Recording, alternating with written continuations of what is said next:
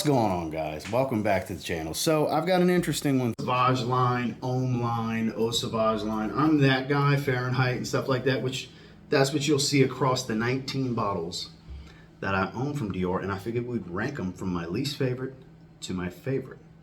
So stay tuned.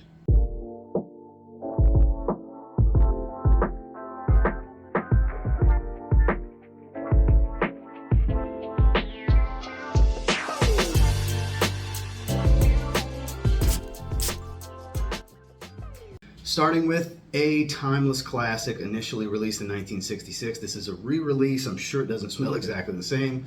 This is the original Dior Eau Sauvage, the Eau de Toilette. Not one I reach for all that much. A true classic citrus aromatic.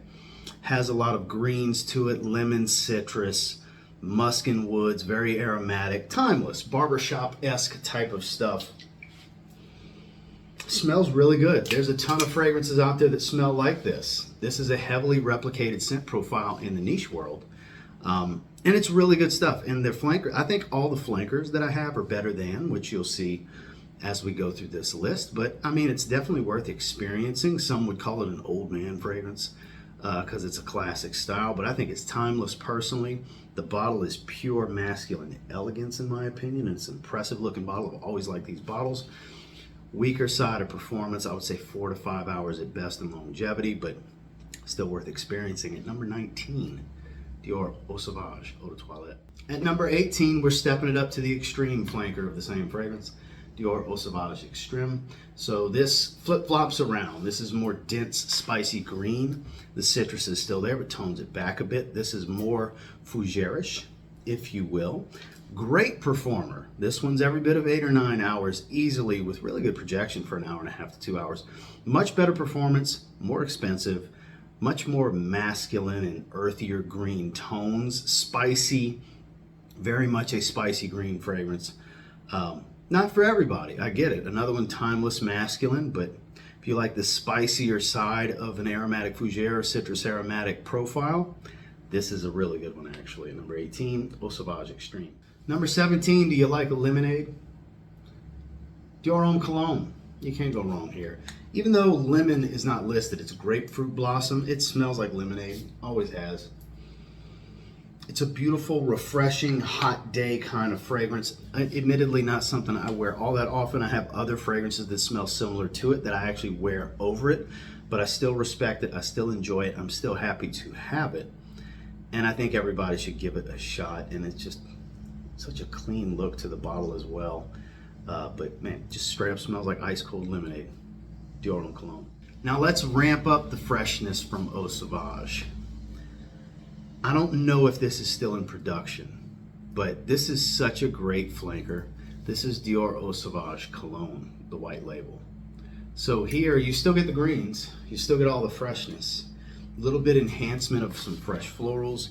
The citrus is enhanced. It's much fresher. It smells a bit more modern, like there's a little bit more synthetics and freshness and aromatics going on here. I would take this 10 times out of 10 over the original Eau de Toilette. Where I respect that fragrance, I enjoy this one more. It just smells better to me. It's got this synthetic musk to it that just speaks to me. Clean white linen type of fragrance, t-shirt fragrance if you will. This totally works. Super casual, great on a hot day. It's so bright, fresh, while still being juicy citrus. It's just a great fragrance. Dior Eau Sauvage Cologne. Moving into 15, one of the most versatile fragrances they ever put out that I wasn't a huge fan of at first, but it definitely grew on me. This is Dior Homme 2020, and I do have the mini bottle as well. The little dabber style. It's a twist off, and that's not actually an atomizer stem, it's a dabber. And then I have my 50 ml bottle. Modern synthetic smooth wood fragrance. You get a little bit of citrus, there's a little bit of a creamy resin, but it's mainly about iso-y super and soft woods, cashmere, stuff like that. You can literally do everything with this fragrance. This is a great modern do-it-all signature scent for a lot of people. Now, as a huge fan of the Iris DNA from the older versions, of course I was disappointed when this came around, but you know, I warmed up to it. It's actually really good. If you haven't tried it, you probably should. If you like a true woody aromatic, modern woody aromatic, check out Dior Homme 2020. Moving into 14, the flip side of that coin, this gets compared to Dior Homme 2020, but I think there's more going on here. I think this is a better fragrance. This is Dior Homme Sport 2021.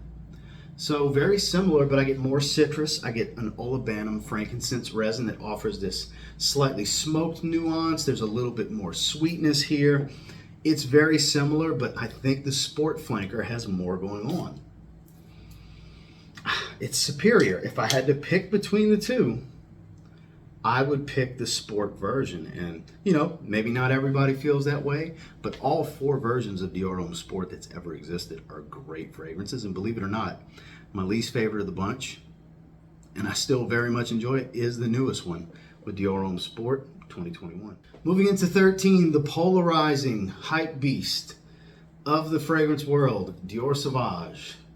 The original Eau de Toilette. This is a February 2015, I believe is when it launched.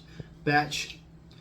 Monster performer. This is a 3-spray fragrance. Metallic, citric, spicy, shower gel. Beautiful. Compliment magnet. I don't care what anybody says. Smells good. My wife loves it. I burned through my aftershave splash that came in the gift set with this. I've got, you know, roughly half of that bottle left. It's 100 ml. This is really good. Now look, there's a lot of fragrances that smell like it that I prefer than it. Probably going to Rosa Carbon, Jasada Ambassador. I think are superior twists on this scent profile, but this is an all-time great whether anybody wants to admit it or not. It is a instant classic, highly sold. A lot of people wear it for a good reason. Some people are tired of it and it's played out and generic and boring and not okay. But its place is cemented in men's fragrance history. Dior Sauvage Eau de Toilette. Now at number 12, this is going to break some hearts because this is a lot of people's favorite Dior fragrance. It's not my favorite Dior fragrance, but I do love it. It's just, I love other versions so much more than this one. This is Dior Homme Intense. This is a big 5.1 ounce bottle of the previous version before the 2020, where they changed the cap and everything. It's a very sweet, powdery fragrance. This is the sweetest of the Iris Dior Hommes. When they were discontinuing certain ones and reformulating, I bought 5 ounce bottles, 5.1 ounce bottles of the big 4. Dior Homme, Dior Homme Intense, Dior Homme Eau, and I bought 2 75 mLs of Dior Homme Parfum, the old 75 ml bottle. So I bought 5 ounces of all 4 of the big 4 as soon as that stuff happened, and boy am I glad I did. Look, you'll never hear me say a bad word about this fragrance. Just because it's in the middle of the pack on my 19 does not mean in any way, shape, or form I don't love, respect, and appreciate this fragrance. It's extremely powdery, waxy lipstick, leans feminine, very formal, classy, elegant, modern man that's extremely confident to pull fragrances like this off. It's beautiful. It lasts forever. It's not overwhelming projection, but it lasts forever. You hear me? Dior Homme Intense. Now at number 11, with my love for Iris, you would think this would be my favorite version of Dior Homme Sport, but it's actually not. It's Dior Homme Sport 2012. So very much has that citrus, woody, elemi resin smell, plus powdery iris.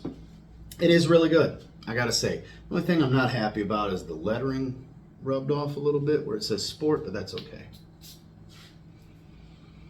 I haven't worn it in a while. I don't wear it often. Most of these, I have thousands of fragrances at this point. Nothing gets worn often except for a few select fragrances. Like Seraphine Blue. I've been wearing the hell out of that lately, but this is absolutely worth getting. It is very much a beautiful citrus, ginger, iris, wood resin fragrance. The elemi resin seems to be standard across all 4 versions of Dior Homme Sport. This is a beautiful fragrance. I would encourage, if you ever get an opportunity to get this one for a really good price, and you like iris, it's totally worth checking out. All 4 versions of Dior Homme Sport are worth owning, worth checking out, and not super redundant to one another. Damn good though. The one Dior Homme Sport with Iris, 2012. Number 10, my favorite version of Dior Eau Sauvage. Now there's other flankers that came out in the past that are hard to get, hard to find, discontinued for years. I don't have. I just have 4 versions of Eau Sauvage. I do have a decant of the 2012 formula because I know a lot of people here are going to say, that's better. You're right. The 2012 version of Eau Sauvage Parfum is a little bit better, But the 2017 is no slouch. This is much more about a soapy clean vetiver and elemi resin instead of myrrh with heavier lavender. They're similar to one another, very similar, but not the same fragrance. This is magnificent though. You 4-spray this fragrance, 4 sprays, oh my God, the power, the potency. This is true old school powerhouse vetiver barbershop combination, because I get a lot of vetiver here. I would call this a vetiver fragrance with a lot of aromatic lavender. The citron here is just magnificent for brightening up this opening, because this is a thick parfum.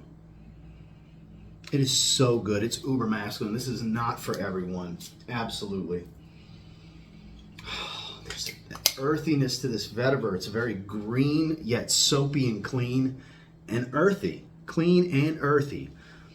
It's so masterfully composed, in my opinion. Again, I've never sprayed it more than 4 times. I don't wear it all that often because it's very elegant, classy, professional fragrance.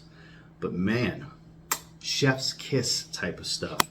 One of the best vetiver-based fragrances I've ever smelled. Dior Eau Sauvage Parfum, the 2017. At number 9, we're dialing up the spice from the original Eau de Toilette. This is Sauvage Eau de Parfum.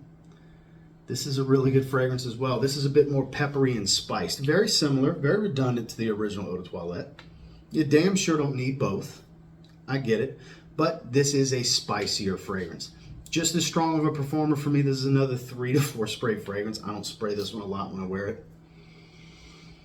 Man, this is the superior do-it-all. I think as far as the level of versatility for me personally, I prefer this one to the Eau de Toilette. Even though it's not my favorite version of Sauvage, I think when it comes to versatility, this is the one that I think does it all for my taste best, because I like the enhanced spice here. I do enjoy a nice peppered spicy note in fragrances, and it's enhanced here versus the Eau de Toilette. Maybe not as spicy as the Elixir, which we'll get to in a little bit, but still a really good fragrance. Dior Sauvage Eau de Parfum. Number 8, the sport fragrance that started it all for this house. Dior Homme Sport 2008. Notice the difference with the way the cap comes across. This one's based around ginger and elemi prominently. It's very prominent. This DNA, this particular fragrance, this base DNA is found in all 4 versions. It's probably the most versatile one of the bunch. Not overly synthetic woody, because they started to really amp up cashmere, isoe super, things like that as they went through the versions. But this is just, for a Dior Homme Sport fragrance, there's an argument that this is the best one. Now, it's not ranked number 1 among the 4 in this list, obviously. But it's the one I have the most, that I revere the most, I guess would be the way to put it, because it's the one that set us down the path on 4 phenomenal formulas. This is the first formula.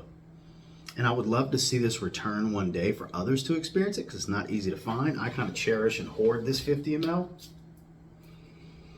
But it is so good. Not overly citrus, not overly woodsy, very well balanced. Dior Homme Sport 2008. Now, in regards to this next one, I think it's the best of the bunch when you check all the boxes off.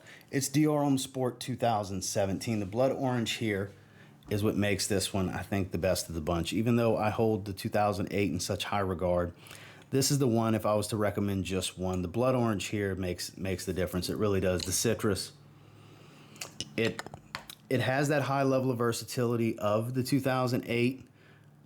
It lacks the iris, which I've always found it kind of weird that only one of the 4 had iris. Of 2012, that one's closer to Dior Homme, but this one is such, I guess, the truest to the name. It's the sportiest of the bunch, and maybe that's why I look at it as the best sport flanker of Dior Homme. Who knows?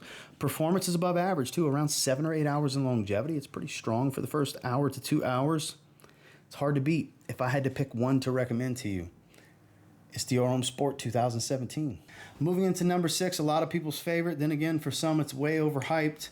We are talking about Sauvage Elixir, the nuclear monstrosity performer that I've since dialed back to 2 sprays when I wear it, because 3 sprays fills every room I'm in, my entire apartment. The trail's ridiculous. It's super strong. Very spicy, woody spicy, nutmeg, cardamom, lavender to brighten it up. A lot of spice here. A lot of warm, woody spice. Dior Sauvage Elixir. Very situational fragrance for me. This is a dressy occasion type of thing. Licorice, violet leaf, boozy rum. This is good stuff. Lacks the leather of the original, but still smells very much like a refined version of the original. The booziness here really elevates it. And I love that licorice smell. Some people aren't a fan of a licorice note in fragrances. Man, and the violet leaf. It offers this metallic aquatic feel to an overall warm, rich fragrance. This is timeless. This is assertive while being elegant. Phenomenal performer. Great quality for what it is. Beautiful bottle. It's the stubby one, the 75 ml. Man, this is phenomenal. Top 5 Dior, in my opinion, of the 19 fragrances I have. That's for damn sure. You should experience this one. Dior Fahrenheit Le Parfum. So now we're getting down to the nitty gritty here. At number 4, I think it's the most well-balanced of their fragrances, of all of their fragrances. Regardless of DNA and line, I think Dior Homme. This is the 2011 formula, I think was the year, not 07. It's not a silver stem. This is the last version before they moved to Dior Homme 2020 and removed the iris. This is so good because you get the powdery iris, you get a little bit of sweetness, you get a little bit of musk, you get some woods, you get a little bit of leather. It's balanced. All the flankers enhanced and manipulated different accords in almost the same formula each time. But this was the balance. Not a summer fragrance, obviously, but spring, fall, winter, formal occasions, semi-formal, you can get away with casual. Confidence is key, but man, this is so good. So waxy. Just as waxy as the Intense, but not as sweet. That's the biggest deciding factor for me. I enjoy this greatly. Most people would pick this over this. As you can see, I have it many, many spots ahead of the Intense because it just suits my taste better. Admittedly, I don't wear this often. Again, these dressier occasion fragrances, my lifestyle is very casual these days, so these dressier occasion fragrances don't get worn all that often, but I'm glad to have it nonetheless. I have a huge bottle I'll never completely go through. Performance is well above average. I would not call this a beast. It doesn't have the kind of longevity of the Parfum and the Intense, but still 8 hours easy, 8, 9, 10 hours solid out of this fragrance. It's a very strong fragrance, and if you've never experienced the original Dior Homme, I really think you should. Now, with that said, for the beautiful balance of the original Dior Homme, I think Dior Homme Eau is the one. This is one of the greatest fresh iris fragrances of all time. Coriander, fresh, woody spice with that lipstick waxy makeup bag powder. So good. You can get away with this one in the summer. This is the one that works in the summer. Love this light bluish hue to this juice. So glad I grabbed this. This is another 5.1 ounce bottle. Like I mentioned earlier, I grabbed 5.1 ounce bottles when they were discontinuing this one and reformulating the other 3, or repackaging. They're saying they didn't reformulate them, but this was the one that got the axe. And it's unfortunate because, as you can see, I rank it in my top 3 from Dior. I rank it above the original. I rank it above all of the sport versions. I rank it above the Intense. Obviously, there's one we haven't covered yet that I rank above this. Those of you familiar with this channel and my taste, you already know what number 1 is in this video. That's not a secret. But this is a very inspiring fragrance for me. Fragrances like this made me want to make this. That is my collaboration with Zaharoff. That's business over pleasure. That's a fresh iris fragrance. Obviously, it's very different, centered around Palo Santo and ginger and things like that.